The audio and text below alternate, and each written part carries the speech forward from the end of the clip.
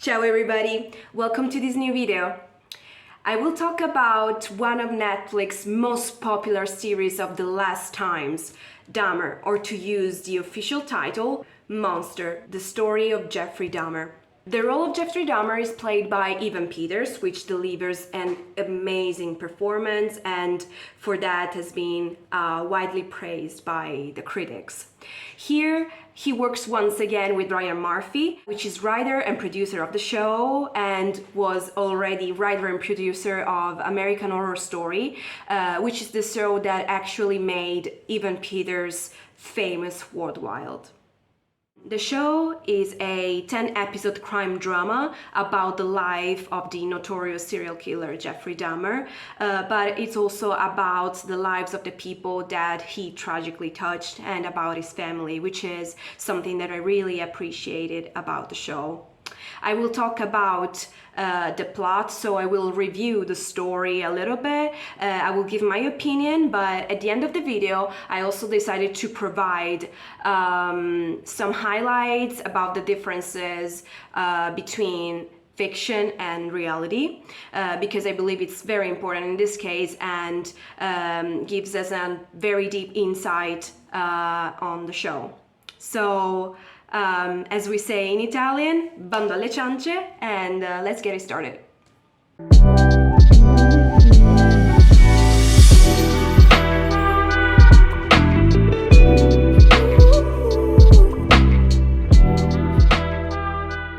The series starts with the end of the story, actually, so with Dahmer's last attempted victim. We see him in what will become known as his modus operandi, so the strategy that he usually uses to find his victims, to trick them into believing that he will give them money, usually to pose for him for pictures, and eventually taking them into his apartment, drugging them, and then killing them. What makes everything, of course, even more disturbing, it's actually what happens afterwards. So the fact that he usually dismembered his victims, took pictures of it, but most of all the fact that he would have sexual arousal actually by this whole process. The episodes rarely focus on Dahmer himself for long, as they explore other perspectives as well. So they look at the experience of the victims, of the experience of his family, the family of the victims. So this certainly makes the show more interesting, and it's probably what I like the most about it. The particular attention that they put on some of the characters is very, very interesting. Starting with Glenda Cleveland. Glenda Cleveland is probably the second most important character in this show. The writers decided to give her a specific role. She plays some sort of hero that connects the story from the beginning to the end and connects all the events. As we'll see later, they made some changes to make her so important in the narrative. Glenda is a neighbor. She lives right next door in the same building where Jeffrey Dahmer lives, and unfortunately for her, she experiences terrible trauma because she keeps hearing screams coming from Dahmer's apartment. She gets this terrible smell in her apartment from the vent that connects the two apartments, and so she starts suspecting of Dahmer. What makes her experience even more important is that she actually becomes a witness of Dahmer's crime. This happens when Glenda finds a naked young boy sitting in front of her building and clearly unconscious and traumatized. She calls the police, but when Dahmer arrives, instead of protecting the boy or instead of investigating more the matter, they believe Dahmer when he says that the boy is actually his 19-year-old boyfriend and that he was just drunk. What they do is actually just escorting the boy to Dahmer's apartment, and unfortunately after that he will be killed by the serial killer. This event will become very important for the show and for Glenda's character. She, in fact, will start an endless series of calls to the police to get to have some news about the boy and to report Dahmer's behaviors and all the things that she finds suspicious about him. But unfortunately, she will be constantly ignored by the police, and when he will be arrested, this will cause a terrible frustration and desperation in Glenda's character that is amazingly showed by the actress that actually made me cry quite a bit when she screams against the police and she reminds them that she called so many times, but unfortunately they arrived too late. The show takes us back and forth in time over and over. So moving from Dahmer's childhood to the murders, to the trial, and then again to his relationship with his family. This gives us the opportunity to see these multiple perspectives and also to explore more in detail what was the debate when talking about the murders on news media back at the time. For example, we see the reaction of the Black community, since majority of Dahmer's victims were Black gay men, and the intense pain, the intense feeling of neglect of the Black community towards the police. These two I will discuss a little more further in the second part of the video. The last couple of episodes are focused on the trial, Dahmer's arrest, the reaction of the victims' families, but also on Dahmer's death. We see how much his family, despite everything and despite the horror, is willing to defend Jeffrey. We see Glenda's battle to be heard. We see the families witnessing at the trial, and it's very, very moving and intense to see how they had to fight to have their voice heard. So, what are we talking about? Is Dahmer as shocking and scandalous as many people say? Well, I was expecting worse, because many people complained the violence, complained how it was shows off, and how this was disrespectful for a show that is based on a true story. I have to say it wasn't really that much. Everything basically has more violence than this, at least in an explicitly visual way. So I have to say they were pretty respectful from that point of view. I appreciated the fact that they tried to be true to reality, at least from some point of view. Visually speaking, for example, Dahmer's apartment is basically identical to any picture and video that you might find online from the time of the murders, and the details and the authenticity is actually quite impressive. But now let's talk about the differences between fiction and reality and why they matter. There are actually 5 main differences that I want to tell you about between the show and the reality. I believe that they are worth talking about because some of them made me like the show more, some of them made me like the show less, and you will soon understand why. The first difference is about Glenda Cleveland.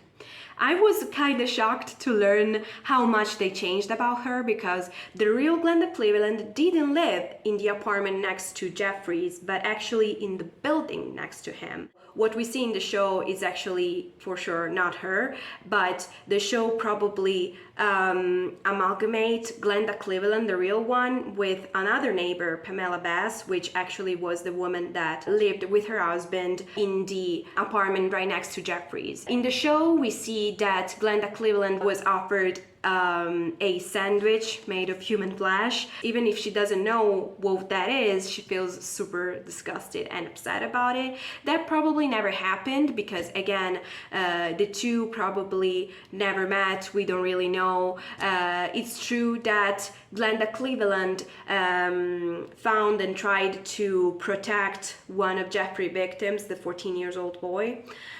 but again, she didn't live right next to him, and her character is a little bit of a rewriting of the real person or real persons. The second difference is instead about one of the most disgusting scenes, according to me. We see in episode 4 that Dahmer's, because he works in the Milwaukee Blood Plasma Center, he steals one of the bags of blood, takes them home, and he drinks the blood that drips all over his face and body. It's a very disgusting scene. Well, actually, he worked in that center, but he never confessed to do that. He confessed of stealing a vial of blood and trying to drink it on the roof of the center, and that's all. So that's for sure pure invention, because he never confessed to taking a bag home.